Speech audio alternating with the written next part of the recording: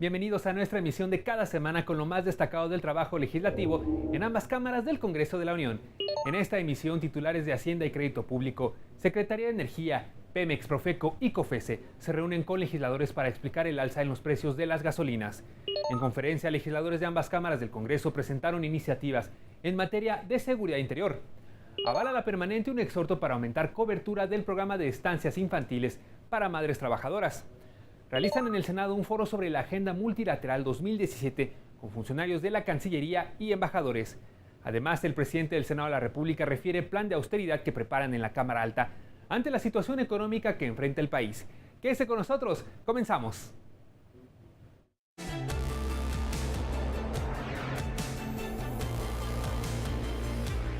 Iniciamos con la información. Por acuerdo de la mesa directiva de la Comisión Permanente, este viernes se llevó a cabo una reunión de trabajo con los titulares de Hacienda y Crédito Público, Secretaría de Energía, Pemex, Profeco, la COFECE, así como la Comisión Reguladora de Energía, para explicar el tema de los precios a las gasolinas. En el marco de las normas y relaciones entre los poderes de la Unión, esta soberanía tiene la certeza de que esta reunión y la información que en ella se exponga será en apego al espíritu del segundo párrafo del artículo 69 de la Constitución Política de los Estados Unidos Mexicanos. Bueno, al hablar sobre las razones e implicaciones del proceso de flexibilización de los mercados de las gasolinas y el diésel, el secretario de Hacienda y Crédito Público, José Antonio Meade, dijo que transitar de un modelo de precio único a uno de precio máximo y a liberar de forma gradual los precios de los combustibles permitirá ser más competitivos, y reiteró que el incremento en el incremento de las gasolinas fue inferior al que se registró en la mayoría de los países. Dentro de este incremento, el único componente del precio de las gasolinas en México que habrá de disminuir durante 2017 es justamente el del impuesto. Ahí se hizo un esfuerzo de reducirlo en el margen que se tiene desde el gobierno. Haber ido más lejos hubiera implicado recurrir o a más deuda o a más impuestos o a un recorte, toda vez que no se cuenta ya con la capacidad de generar excedentes en los niveles que se observaron en el pasado. Y bueno, y es que el funcionario reiteró que la capacidad de México para generar excedentes petroleros ha disminuido considerablemente al bajarse la producción de 2.7 a 1.9 millones de barriles diarios y pasar del octavo país al número 12 en producción de crudo. El precio de la gasolina no subió por la reforma energética, tampoco subió por la reforma hacendaria. El precio de la gasolina subió porque el precio internacional del petróleo, el tipo de cambio y el precio internacional de la gasolina subieron también. Sin duda son circunstancias difíciles que nos obligan a actuar con responsabilidad y sensibilidad. Bueno, posteriormente el secretario de Energía, Pedro Joaquín Codwell, habló sobre la infraestructura de petrolíferos con el que cuenta México. Dijo que durante 70 años la paraestatal realizó todos los procesos que son insuficientes para satisfacer las necesidades y la capacidad de almacenamiento y transporte de gasolina, turbocina y diésel de Pemex y se quedó atrás frente a la creciente demanda nacional. En cuanto a la capacidad de inventarios, en promedio, estos son menores a 2 días de consumo o máximo 3, lo que equivale solamente al 7% de la capacidad recomendada internacionalmente. Esto es un asunto de seguridad energética para el país. El funcionario explicó además que en los últimos 13 años, México incrementó aceleradamente el consumo de combustibles, pasando del octavo al cuarto lugar como consumidor global de gasolina, y al mismo tiempo se redujo la producción interna y se aumentaron las importaciones, pues actualmente se compra en el exterior el 53% de la gasolina que se consume en el país. Como estamos ante el nacimiento de un nuevo sistema privado de depósito y transporte de combustibles, regulado por el Estado, que coexistirá con el de Pemex y contribuirá a fortalecer la seguridad en el abasto de energéticos en el país. Había que cambiar. Por el bien del país no podíamos seguir igual.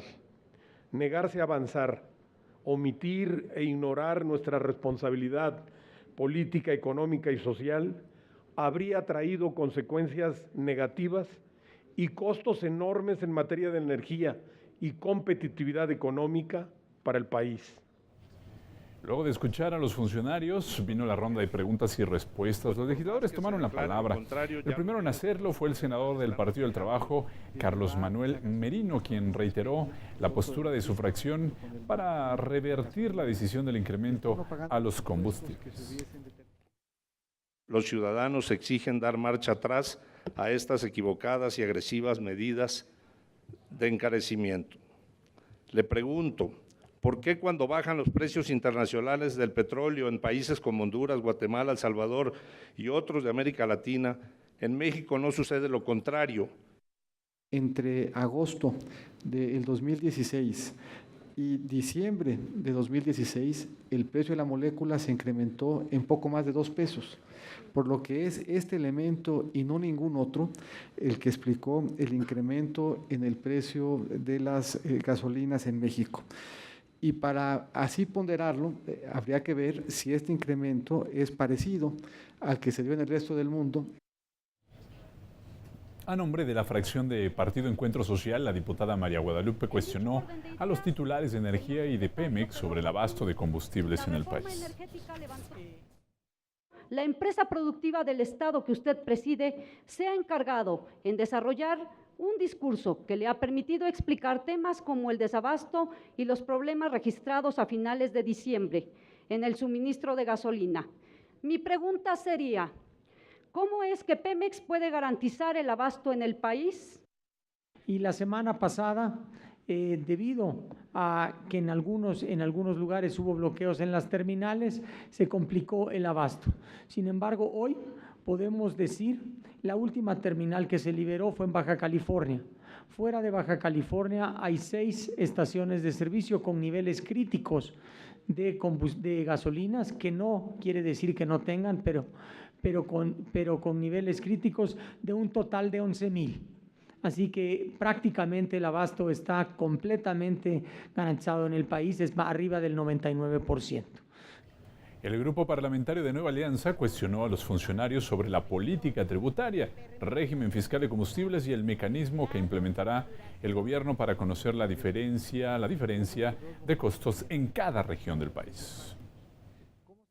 ¿Qué medidas se puede implementar para sacar del cálculo del precio de los combustibles los impuestos a los que están obligadas las gasolineras, para evitar que se traslade dicho impuesto en el precio final a los consumidores finales?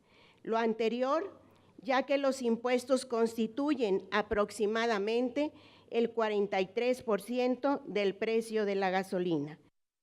¿Cómo se puede incidir en el precio final de los combustibles?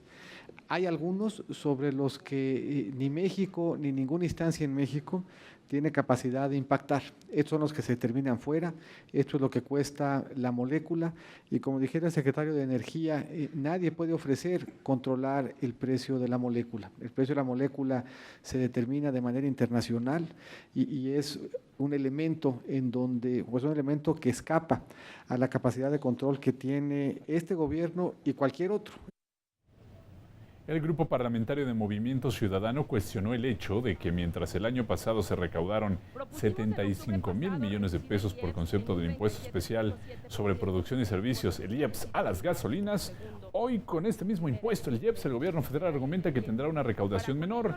En este tenor, la diputada María Candelaria Ochoa recordó que en octubre del año pasado propusieron una reducción de 37.7% a este impuesto, al IEPS. Para con ello reducir de manera inmediata un más o menos 10% desproporcionado al precio de las gasolinas. Esta reducción que proponemos bien puede ser compensada con los excedentes que aquí están y que están el año pasado. La pregunta es si el gobierno federal está dispuesto a reducir el IEPS en un 37.7%. es que habrá de cobrarse un impuesto menor. El impuesto especial sobre producción y servicios de este año debería haber sido cercano al 4.28 por litro. Habrá de ser 3.16 pesos por litro. Esto es, hubo una reducción importante en el impuesto por la vía de un estímulo fiscal, siendo ese uno de los elementos que el gobierno puede efectivamente controlar. La estimación de lo recaudado por el IEPS en gasolinas también fue abordado por el grupo parlamentario Morena. El legislador, el diputado Vidal Llerenas, refirió que en 2014 tuvo 30,000 millones de pesos más de lo programado. Para 2015 alcanzó 195 millones, mientras que para noviembre de 2016 se recaudaron 40,000 millones de pesos más de lo programado por las autoridades. Es decir, siempre se obtiene más del IEPS de gasolina de lo programado. Probablemente se puede reducir el IEPS de gasolina, de cualquier forma ya está subestimado. Entonces sería muy importante ver, pues, por qué hay estas subestimaciones. Segundo, ¿cuál es el efecto recesivo de una medida que más o menos le quita a los consumidores 2.5% del PIB? El consumo de gasolinas per cápita en México se ha incrementado de forma muy importante. Es poco previsible que el mercado de gasolinas crezca este año al nivel al que lo hizo el año pasado y por lo tanto que supere el 2% implícito en el cálculo de recaudación para el 2017. Al explicar que los recursos obtenidos por el IEPS son participables para los estados y municipios del país, que les ayudan en la ejecución de su gasto, el Partido Verde Ecologista de México llamó a que tanto el Poder Legislativo como el Ejecutivo busquen alternativas de solución para que el incremento en los combustibles no afecte a la economía de las clases medias y bajas del país. Si hay un estímulo para el diésel en el sentido de que los transportistas puedan hacerlo efectivo, ¿cómo funciona este? Y si esto no se puede hacer extensivo también para aquellos transportistas que utilicen gasolina y sean transportistas también que sean parte de la formalidad. El transporte en México tiene, como cualquiera que utilice las gasolinas como insumo, la posibilidad de deducirlo. Eso quiere decir que para todo el sector formal que utilice gasolinas o diésel, la tercera parte, poco más del incremento, se reflejará en mayores deducciones y por lo tanto no impactará ni presionará su balance. El senador del PRD, Luis Humberto Fernández, afirmó que el aumento en el precio de la gasolina y la reforma energética son dos elementos que se encuentran vinculados, junto con el componente de la utilidad que se obtiene con el negocio de la venta de los combustibles. El dilema de fondo es, ¿qué es la prioridad para el gobierno? ¿La utilidad de los gasolineros o la economía popular? Frente a esto, un gobierno que a veces pareciera que confunde el libre mercado con ser funcional a la codicia de los mismos intereses de siempre, con una obsesión por encontrar las pequeñas cosas que cuentan mucho, pero que no se ven los intereses nacionales. Y quisiera volver a enfatizar que no es la reforma energética y que no es la reforma fiscal lo que explica una circunstancia que nos viene de fuera, es el incremento en el costo de un combustible que no fijamos nosotros, que no controlamos nosotros y que nos obliga en la circunstancia a actuar por la vía del diálogo, a actuar con los instrumentos que se tienen desde el gobierno.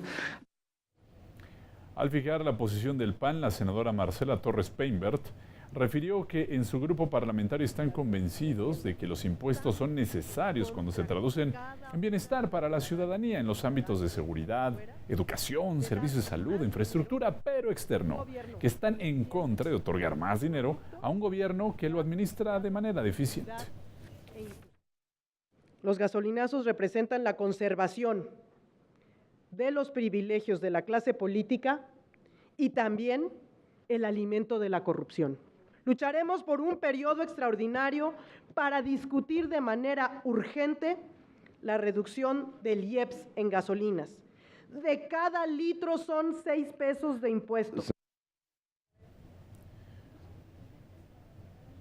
La diputada del Partido Revolucionario Institucional, Flor Rentería, explicó que el 20% más rico del país es el que recibía casi el 60% del beneficio total del subsidio aplicado a las gasolinas, mientras que los sectores más pobres del país recibían tan solo el 3%. A partir de ahora, abundó, los precios reflejarán los costos reales de las gasolinas.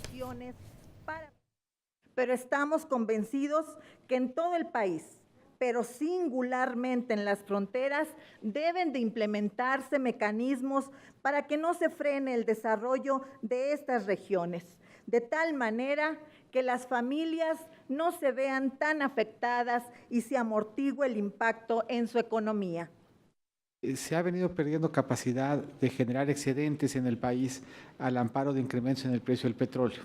Y se ha perdido esta capacidad por 3 razones fundamentales. La plataforma petrolera es menor, el precio del petróleo es parecido al que está en el presupuesto y por lo tanto no tenemos excedentes como tuvimos en otra época. Vamos a un corte y regresamos con más información. Legisladores de ambas cámaras del Congreso dieron inicio a los trabajos para dictaminar una ley de seguridad interior. Los detalles al continuar.